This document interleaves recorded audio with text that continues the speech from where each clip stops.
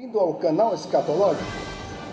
O nosso tema de hoje é: qual a diferença entre o Evangelho e a religião naturalista? Bom, o naturalismo, ele afirma que tudo surgiu do nada por meio de uma grande explosão, através da compressão da matéria. Apelidaram esse efeito, esse fenômeno, de singularidade. O Evangelho, por sua vez, afirma que tudo surgiu através da vontade de um Criador amoroso com um propósito definido. Por sua vez, o naturalismo afirma que o ser humano, com toda a sua complexidade, evoluiu de formas inferiores de vida. Primeiro, de uma bactéria em um planeta, que surgiu pelo resfriamento da matéria e pela condensação de corpos que se aproximavam pela tal gravidade. Isso durante sabe-se lá quanto tempo. Para os defensores do naturalismo, ou para essa religião, eles imaginam que esse processo todo durou bilhões de anos. Parece que ainda está sendo levado a efeito. Durou todo esse tempo aí. E quando é que vai parar? Quando é que vai estabilizar? Bom, por sua vez, o Evangelho afirma que eu e você fomos criados à semelhança de Deus, com inteligência e vontade especial, para nos comunicarmos com o nosso Criador, em uma terra perfeita, em um sistema fechado, que, segundo a palavra de Deus, é o centro do universo que conhecemos. O que conhecemos é o que podemos observar com os nossos sentidos, não é verdade? É alguma coisa pela experiência, que a verdadeira ciência é experimentação. O resto é ficção. Bom, o naturalismo ensina ainda, ou afirma, que os dogmas da falsa ciência são dignos de confiança e que a palavra de Deus é mentira e superstição. Bom, ao contrário do que muitos pensam, a palavra de Deus dá testemunho de si mesmo. Então, lá está escrito assim, o Salmo 119, 105, porque o Evangelho, a palavra de Deus, afirma que a palavra é luz para o nosso caminho, lâmpada para os meus pés, ó Deus, é a tua palavra, e luz para os meus caminhos, diz a oração de louvor do salmista. Bom, enquanto a falsa ciência, ou o cientificismo, exemplificado na evolução, é um dos exemplos da macroevolução. Não falo aqui da microevolução, que é a adaptação das espécies que foram formadas por Deus ao meio em que elas vivem. Eu falo da transformação de uma espécie em outra, coisa só possível em filmes como Star Trek, Star Wars, que são muito bons, mas é coisa de ficção científica, pessoal. Bom, enquanto a falsa ciência, exemplificada na evolução, inspirou tiranos como Hitler e muitos outros, a serem genocidas e a matarem as pessoas que eles consideravam legítimo matar, porque entendiam serem pessoas inferiores ou inadequadas ou incapazes de se adaptar às exigências da luta entre o mais forte e o mais fraco, Enquanto a falsa ciência faz isso, inspira, por exemplo, abortos, que está certo, etc. e tal, o Evangelho inspirou homens e mulheres a serem como Jesus, a levarem a caridade, a compaixão a milhões de pessoas necessitadas. Quantos, né, se tornaram missionários, né? E quantos deixaram tudo para investir as suas vidas para ajudar o próximo, com palavras de consolo e ações efetivas em favor dessas pessoas.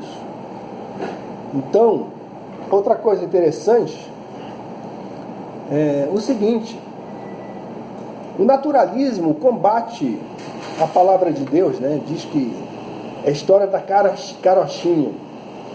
Entretanto, o naturalismo, por incrível que pareça, tem a sua escatologia. Escatologia é estudo das últimas coisas, né? Ou previsão a respeito do que vai acontecer.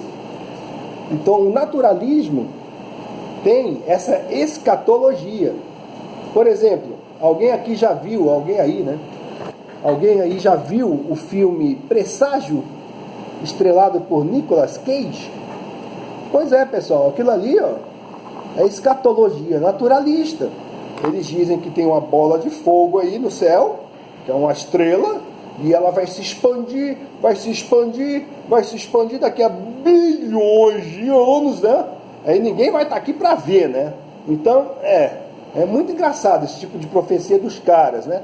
A Bíblia, ela fala a profecia, o profeta, e ela se cumpre. Aqui não. Então tem aí bilhões de anos, ela vai se expandir, vai explodir, vai queimar todos os planetas em torno dele, né? Do Sol. Aí ele vai comprimir, vai virar uma anã, uma estrela anã, e aí ela forma um buraco negro, e aí ela comprime o espaço que está em torno dela. Cara, bicho, precisa de muita fé para criar uma porcaria dessa. Então, aí vai, entendeu? Vai sugar toda a matéria que está em volta, etc e tal, e de repente vai para outra dimensão. Cara, pura ficção científica. Mas tudo bem, o cara quer acreditar na porcaria dessa? Acredite.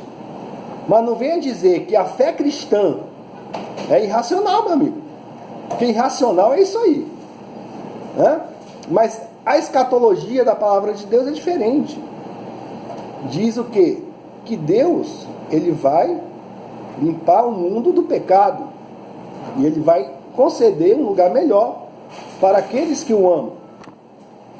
Ele vai renovar os céus e a terra, né? Isso aí é maravilhoso de crer. Eu prefiro crer nisso aí. Então vejamos aqui algumas palavras, né, de pessoas famosas sobre a Bíblia, não é?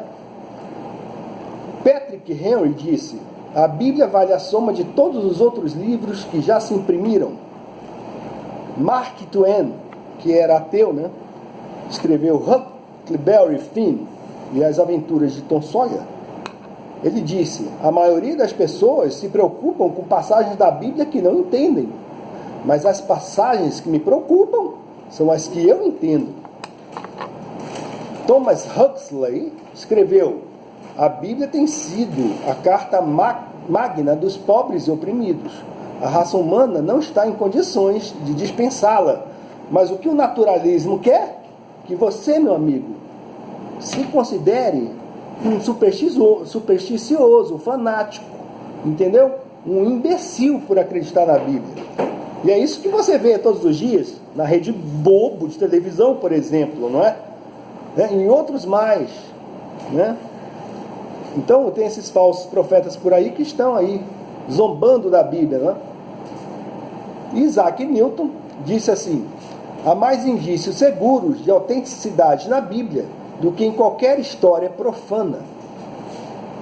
Timothy Dwight disse: a Bíblia é uma janela neste mundo, prisão, através da qual nos é possível divisar a eternidade.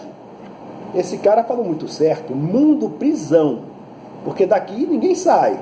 Não tem foguete, meu amigo, que possa te levar ao tal espaço sideral que não existe. Não adianta. Aqui o sujeito sai morto ou arrebatado, conforme as escrituras, né? Não tem jeito. Então, É um mundo prisão mesmo. É um planeta prisão. Prison Planet. Tem até um blog sobre isso aí muito bom. Vamos ver mais aqui. Outros textos, né? Abraham Lincoln. Eu acredito que a Bíblia é a melhor dádiva que Deus deu à humanidade. Todas as coisas boas do Salvador do mundo nos são ditas através deste livro. Uma que eu gosto muito, que é do nosso saudoso Dom Pedro II, que foi o melhor governante que este país já teve. Eu amo a Bíblia, eu a leio todos os dias, e quanto mais a leio, tanto mais a amo. Alguns que não gostam da Bíblia, eu não os entendo. Não compreendo das pessoas, mas eu a amo. Amo a sua simplicidade e amo as suas repetições e reiterações da verdade. Como disse, eu a leio cotidianamente e gosto dela cada vez mais. Tomás de Kempis, que foi um místico, né, católico, viveu no mosteiro, ele escreveu: se souberes toda a Bíblia exteriormente e as palavras de todos os filósofos, a que serviria tudo isso sem amor e a graça de Deus, que é revelada justamente nas Escrituras, não é? Theodore Roosevelt disse o seguinte: um bom conhecimento da Bíblia vale mais do que uma educação superior. Quase todas as pessoas que com o trabalho de suas vidas acrescentaram algo para o conjunto das realizações humanas, basearam seu trabalho grandemente nos ensinamentos da Bíblia. Napoleão Bonaparte: a Bíblia não é um livro qualquer, mas sim uma criatura viva, com poder que conquista tudo que se opõe a ela. Ele ainda disse: a alma jamais pode vaguear sem rumo, se tomar a Bíblia para lhe guiar os passos. Horace Greeley, isso aqui é muito importante. É impossível escravizar mental ou socialmente um povo que lê a Bíblia. Os princípios são os fundamentos da liberdade humana. Então tá aí, por que a Rede Globo, meu amigo, e essas porcarias, eles ficam zombando da Bíblia? Hã? Por quê? Porque não querem que você tome conhecimento da verdade, para você ser um escravo desses canalhas da nova ordem mundial. Então é o seguinte, e aí, você vai ficar com o naturalismo, né, cuja consequência aí foram no mínimo 2 guerras mundiais, ou você vai ficar com a palavra de Deus?